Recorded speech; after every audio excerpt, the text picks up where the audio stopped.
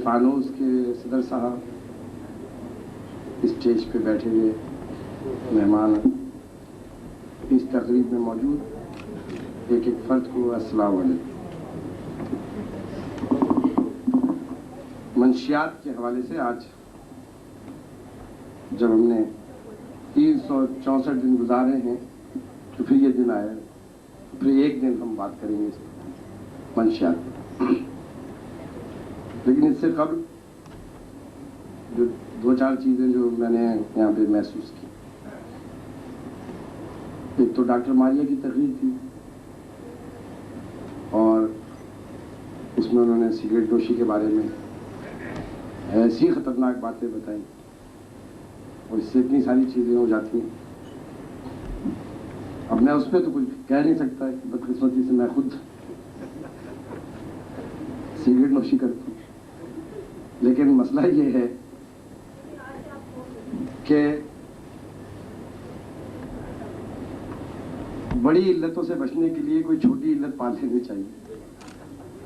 तो मंशियात की तमाम किस्मों से मैं बिल्कुल वो हूँ।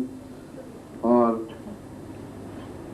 मुझे आज ये पता चला डॉक्टर साहबा की तकरीर से कि हर 2 दिन के बाद जो मेरी तबीयत खराब होती है उसका सबब मेरे ख्याल में और कुछ हो या ना हो, ये सिगरेट जरूर होगी। मैं ये चाहूँगा कि डॉक्टर साहबा, ये जितनी बीमारियां आपने बताई सिगरेट से, ये एक वक्त था कि ये बड़ी रूमानी बीमारियां तस्वुर की जाती थी। और मैंने कहीं पढ़ा कि यूनिवर्सिटीज़ में नौजवान जब सिगरेट पीते थे तो लड़कियां कहती थी वाह क्या स्मार्ट लग रहा है। ये मैं एक अफसाना में पढ़ रहा था, तो उसके अंदर ये सारी चीज़ें। बहरहाल आपने कहा कि मैं इसको छोड़ने का ऐलान कर दूं। दरअसल जिंदगी में मैंने कुछ और किया या नहीं किया, मैंने गलत वादा कभी नहीं किया और अत्तल इम्कान मैंने कोशिश की कि अगर कभी कोई रेफरेंस कोट करूं तो फ्राइड का या कार्ल मार्क्स का या मानी का या मैक्सिम गोर्की को कोट ना करूं, बल्कि कोट करूं तो वो बात जो मैंने देखी हो या मैंने सुनी हो या मैंने की हो।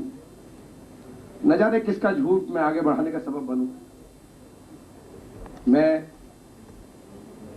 बिल्कुल आपसे मुत्तफिक हूं मेरी तमाम बीमारियों को, और मैं अक्सर बेशतर कहता हूं कि पहले दिल जिगर में दर्द था, सरापा दर्द है, उसका सबब सिगरेट है। बिल्कुल सही है।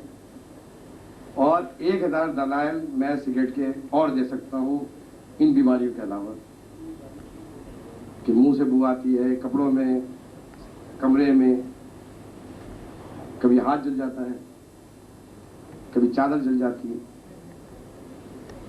तो लेकिन हैं दलीलें तेरे खिलाफ, मगर सोचता हूं तेरी हिमायत में। तो ये तो बात है। और आज आपने दुखती रख पे हाथ रख दिए और मंशियात के खिलाफ मैं तकरीर करता फिर रहा हूं। बहरहाल ये भी मंशियात का एक जुज़ है और ये छोटी चीज़ बड़ी हो जाती है। लेकिन मैं तंजीम फानूस के सदर साहब ने अभी तकरीर में कहा, मेरी मसरूफियात भी गिनाई और कहा कि वजारत से की बड़ी मसरूफियत और अहम जिम्मेदारी भी है और वजारत से मोहब्बत भी है। वजारत से तो मोहब्बत सभी को होती है, कौन ऐसा बेवकूफ़ होगा जो वजीर वजारत से मोहब्बत नहीं करेगा। लेकिन ये सच है जो मैं कहूँगा कि ये वजारत मेरी ना ख्वाहिश में शामिल है ना मेरी आरज़ू है। और जितनी जल्द ये जिम्मेदारी मुझसे वापस ले ली जाए वो दिन मेरे शुक्राने का होगा कि मैं बहुत अजियत में, बहुत तकलीफ में, जितनी मुश्किलात इस काम को करने में उठानी पड़ रही। प्रॉब्लम ये है कि जो ज्यादा सोचता है उस पर ज्यादा जिम्मेदारी आयत हो जाती है। ये खुदा का एक कानून है। और फिर रूल और रेगुलेशंस के एक ऐसे जंगल में अव्वल तो वजीर खोता नहीं है, लेकिन अगर वो चाहे भी तो बड़ी मुश्किलात होती है। यकीन जानिए कि आउट ऑफ वे जाके फ्रंट पे जाके हुक करना पड़ता है। आपकी तंजीम काम कर रही है, आप बड़े लोग हैं। हर वो शख्स बहुत बड़ा होता है जब वो, और वो लम्हा बहुत अमर हो जाता है जब एक इंसान दूसरे इंसान के लिए अपनी जात से बात करता है। मैं आपको मुबारकबाद देता हूँ, और इस चक्कर में कभी मत पड़िएगा कि सरकार और दरबार आपको कुछ सपोर्ट करे। सरकार और दरबार, जी, सरकार और दरबार के गोरख धंधे में आप उलझेंगे तो जो कुछ कर रहे हैं वो भी मुश्किल हो जाएगा। लेकिन बहैसियत एक वजीर के मैं जब तक मौजूद हूं, मैं डिस्करेज नहीं कर रहा हूं, करना चाहिए, लेकिन बहैसियत एक वजीर के मेरे कलम का पूरा इख्तियार आप इस्तेमाल करें इस काम के लिए। मुझे मैं हाजिर हूं। वजारत एक्साइज एंड टैक्सेशन, ये उसी का तर्जुमा है जो आज तक मुझे समझ में नहीं आया। आबकारी हो, महसूलात। एक मौलाना साहब ने कहा है कि ये तो वजारत ही इन्होंने बड़ी बिद्दत वाली ले ली है, ये बिद्दती वजारत कहलाती है कि हुजूर सल्लल्लाहु अलैहि वसल्लम के ज़माने में टैक्स का कोई रवाज नहीं, ये बात थी। खैर भारत, इस वजारत में मंशियात भी मेरे पास है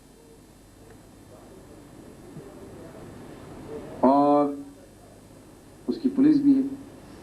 मैंने जब ओथ लिया था वजारत का, तो मैंने ये देखा कि सबसे ज्यादा मजमा जम्मे गफीर मेरे पास था मुबारकबाद देने का। मुझे ये गुमान हुआ कि मैं इतना पॉपुलर, इतना मशहूर वजीर हूँ कि यार सब कुछ छोड़ के सब मुझे मुबारकबाद दे रहे हैं। मैंने एक दोस्त से जिक्र किया, मैंने मुझे नहीं मालूम था कि मैं इतना पॉपुलर हूँ। मैं वजारत के उठाने के बाद, सबसे हलफ उठाने के बाद सबसे ज़्यादा मुबारकबाद देने के लिए मेरे पास लोग आए। उन्होंने कहा सरकार अब मसला ये नहीं है, मसला ये है कि वजारत एक्साइज एंड टैक्सेशन की दो वजूहत हैं। एक तो ये हमेशा पॉलिटिकल विक्टिमाइजेशन के लिए इस्तेमाल होती है, एक वजह ये है। दूसरा ये है कि मंशियात का डिपार्टमेंट भी आपके पास है और हीरोइन की पुड़ियों से सब डरते हैं, इसलिए लोग आपसे हाथ मिलाने आ रहे हैं। खैर, इंतहाई संजीदा बात है।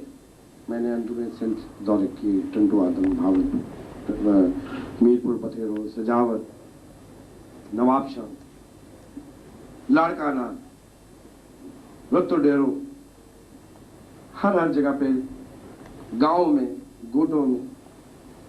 तो मैंने ये देखा वहां पर कि 10-10 साल के बच्चे मंशियात इस्तेमाल कर रहे हैं, चरस, अफीम, गांजा।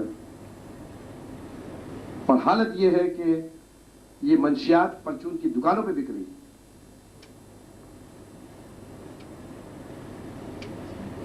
और कोई पुरसाने हाल नहीं। जितने भी पीरों और फकीरों और वलियों के मज़ारात हैं वो अड्डे बने हुए। एक खौफ की एक ऐसी लहर थी जो मेरे दिलो दिमाग पर, कि जब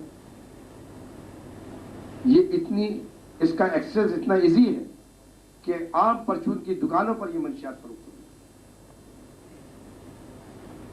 और कोई रोकने वाला नहीं, कोई टोकने वाला नहीं। तो फिर मैंने अपने इस डिपार्टमेंट को मुतारिफ किया। मैंने कहा देखो, और फिर हर प्लेटफॉर्म पे, और ये सोचता रहा कि इसको मैं किस तरह शुरू करूं। तजावीज़ आने लगी कि एक ऑपरेशन शुरू करें, एक हफ्ते का। किसी ने कहा कि 15 दिन का एक ग्रैंड ऑपरेशन शुरू करें। तो इस तरह ये मसला हल होगा, जबकि मैं ये समझता हूं कि इस तरह मसला हल नहीं हो सकता। तो बहुत सोच विचार के बाद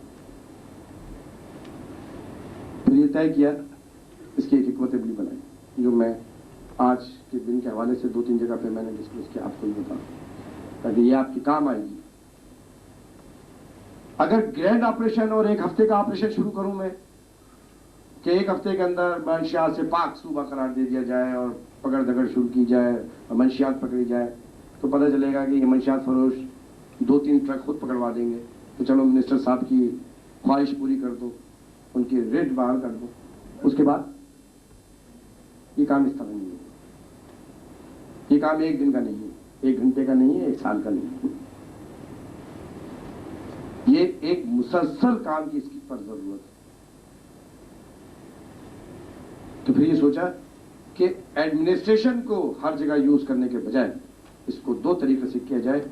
एक तो ये कि आवाम को में शऊर बेदार करें मीडिया के जरिए, और ये भी एक मीडिया का सबसे अच्छा जरिया जो है मीडिया का, वो फिल्में, डॉक्यूमेंट्री, ये अपनी जगह है, लेकिन सबसे अच्छा तरीका ये है जो आप बराह रास्त आके गुफ्तगू करें। इसका तो इम्पैक्ट होते हुए मैंने देखा। फिल्मों के जरिए वायलेशन तो सीख जाता है आदमी,